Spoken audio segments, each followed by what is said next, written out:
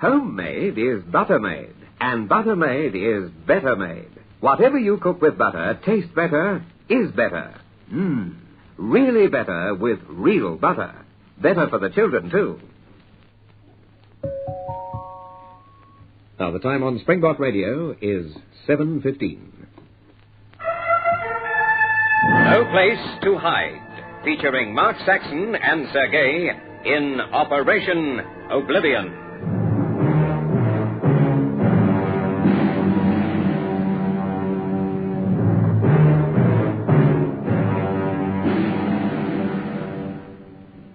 A ragged cheer went up from the workmen crowding the edge of the crater. There was good cause. 20 feet below, Mark and Sergei had succeeded in opening the hatch in the top of the mysterious space capsule which had crashed into the Earth just near a quarry on Dartmoor. The prison authorities had notified space security of its presence on the moor, saying that it must have arrived sometime within the last 6 weeks, the date of their last visit to the quarry. Initially, it had been thought that the crater, some 15 feet across and 20 feet deep, was empty. Loose soil covered the floor of it. However, Sergei had climbed down to investigate, and after burrowing in the loose soil for a further depth of more than 2 feet, he had discovered the alien presence. Now, some 20 hours later, the capsule was revealed for what it was. It was approximately 15 feet long and 9 feet in diameter. It gleamed silver in the noonday sun. The only seam in the unidentifiable metal skin of the casing was at the originally unearthed top end. Mark and Sergei had tried everything they knew to open it, only succeeding finally by applying their concerted weight to both sides of the scored section and exerting pressure simultaneously.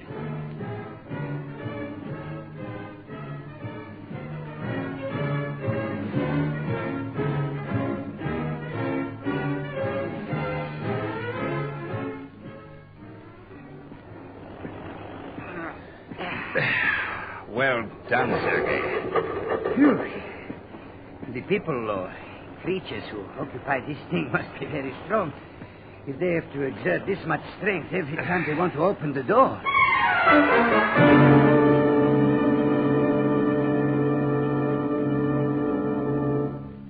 Amber Gold is here. Another exciting new addition to Harmony Color Shampoo's choice of shades. And it's for you if your hair's in the dark blonde to light brown range. Let Harmony Amber Gold go to your head. Put a soft red golden glow on dark blonde hair, a delicate muted amber sheen on light brown and in-between shades. Try it. Harmony Amber Gold.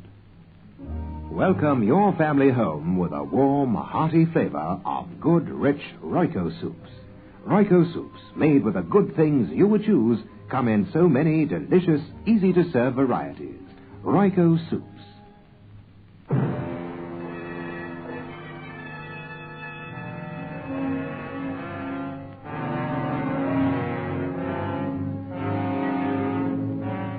What Sergei said was, of course, true.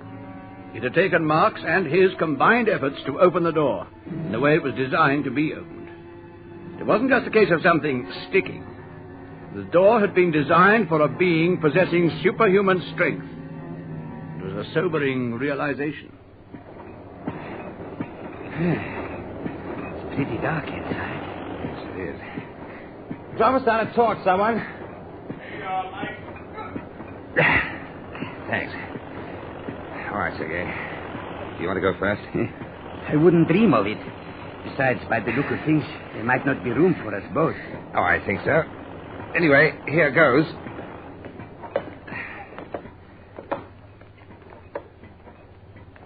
There is room, Sergei. Just. Right. Then here I come.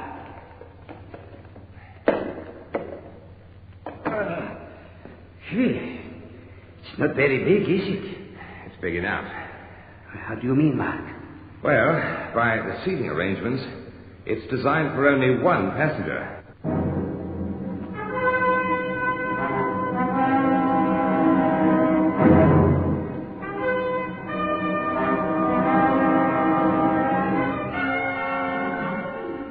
The layout of the space capsule was as different from anything Mark had ever seen as it possibly could be. The whole instrumentation plan had grown from an entirely different root source from Earth space vehicles. The panels were, to Mark's eye, completely unreadable. The seat which confronted the controls was almost the only recognizable piece of apparatus.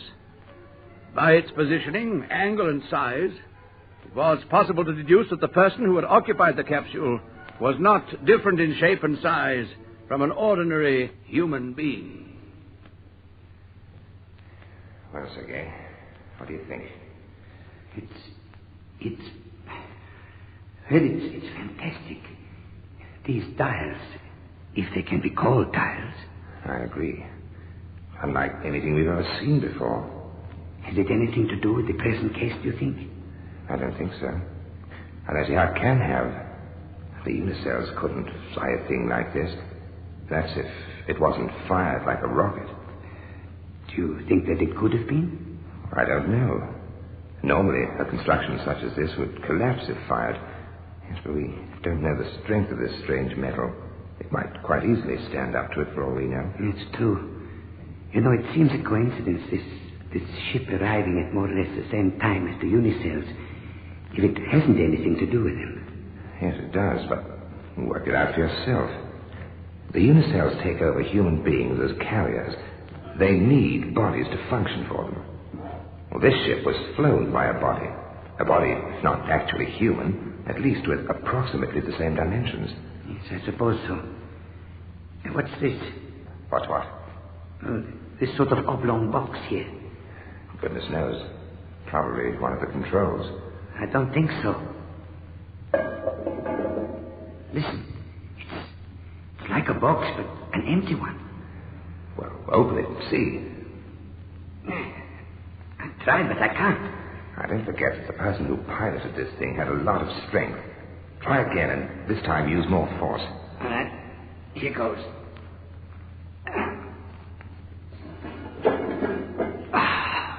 Look. What is it, Sergei? Come and look for yourself. And see just what a lucky escape we've had.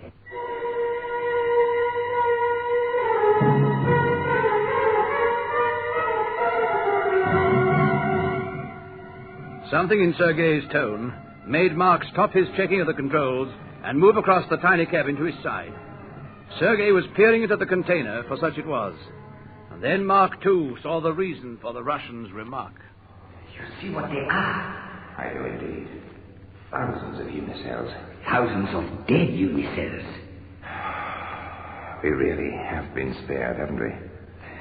I wonder how they died. I'd be prepared to hazard a guess. How? Lack of moisture. You could be right.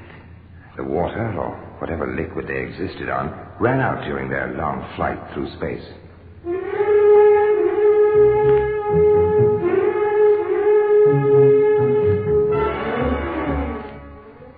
It was ironical to think that once we had wanted a specimen of a Unicell, and that now we had thousands. I wonder just how many had survived the flight through space. The flight which had gone on so long that the spacecraft had virtually dried out. But this new discovery opened up so many new possibilities of potential danger. Well, that night, Mark and Sergei were once more back at Harwell. So, Dr. Constance, just when we thought we were beginning to know something about the enemy, we have to scrap our ideas. Well, not all of them. A good many. The whole structure of the force ranged against us is quite different from what our deductions so far led us to believe. It's so different that I feel we're about to start on another case. No, it's not so bad as that, Sergei. I don't know so much. I think I prefer it this way. The business of getting to grips with the Unicells was one which never appealed to me. Not that I had any mistaken ideas about chivalry because they were smaller than we were. You talk about them in the past tense, Mark. They're not in the past tense yet. Some of them, an unspecified number, are still very much alive. They may be even more alive than the thousands of dead ones that you discovered in the space capsule. If only we could fathom their exact relationship to the scheme of things. How do you mean, Mark? Well, so far we've regarded them as super-intelligent beings, haven't we? Yes. Hasn't been proved, though, has it? I'm not sure. Well, you can't leave us there, Mark. Explain. Well, supposing they're not the intelligent organisms we thought them. What? Supposing they're no more than pieces of living machinery.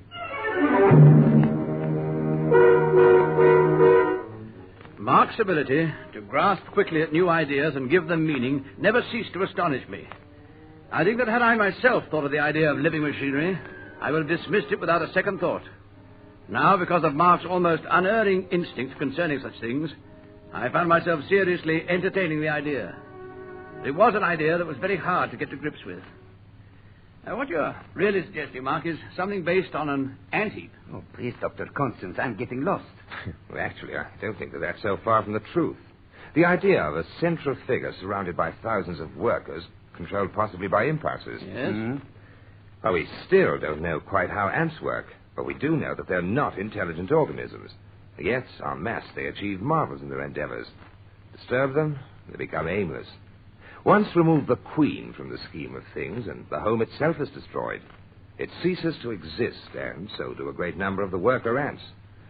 I think there is a parallel here, especially when you consider how big the queen can become. Well, I don't know very much about ants, but what you're saying is, in fact, that the unicells, whether in host bodies or not, are controlled by a central brain. That's about the size of it, yes. How? Well, that we have to find out. By electrical waves, maybe, by telepathy. Wait a minute. What is it, Mark? You know, quite suddenly, a lot of things are slotting into place. Quite suddenly, I'm beginning to see the reason for things which, up to now, have baffled me. I'll do more than baffle you if you don't explain to me. I'm getting more and more confused. Wait a minute, let me think. Yes, that could be it. Yes, I think I know, Mark. That headache, or whatever it was that I had the other day, I couldn't understand it. I said it was like an accidental meeting. I think that's exactly what it was. I met the force controlling the unicell.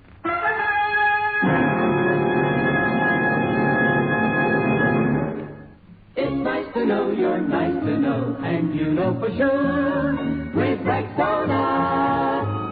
In the hottest room, the busiest rush, I stay fresh as a daisy because I bath with new Rexona, the soap that's completely different. Only Rexona has Triodin to keep you sure of all-over personal freshness long after your bath. Freshness is a girl's best friend, and it's yours with Rexona, the soap that keeps you nice to know. Sergei just stared at Mark. I didn't. Oddly enough, his suggestion didn't surprise me. It was at this point that I knew with certainty that we had made a genuine start in getting to grips with the real problems of Operation Oblivion. The problems, yes, but we still had to find the motives. And how are we going to locate this central figure? Well, I don't know. Except that as you yourself, Sergei, have called him central, he probably is just that. The triangle. What? The triangle which links up the points of attack so far. No, I think it's too much to hope for, Dr. Constance. It wouldn't be easy, but I suppose it would be a good deal easier than we dare expect. One thing, we know that he was in the vicinity of the first attack. Well, of course, the rocket was no more than a few miles from the Seagraves cottage. Yes. The capsule lands, the central body gets out, taking with him the still living unicells. But why travel all those miles to attack? Why not attack there and then? But that's the whole point. Their first objective was not attack, but moisture, water in quantity. They headed for the sea. Once satisfied, they then set about their business. And unluckily for Linton Seagrave, he was all too handy.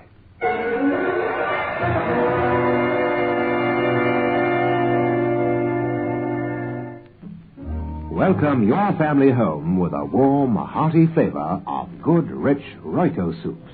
Royco soups, made with the good things you would choose, come in so many delicious, easy-to-serve varieties. Royco soups. I knew Mark was right. At that moment, I would have staked my life on the accuracy of his deductions. Pieces of the jigsaw were falling into place. A pattern was beginning to emerge. But even at that stage, I could see that it was not a complete pattern.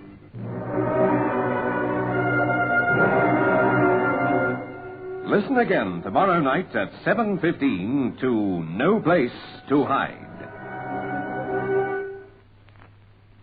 A cat has 9 lives, but this bloke, he's got something else. The man with 13 shadows.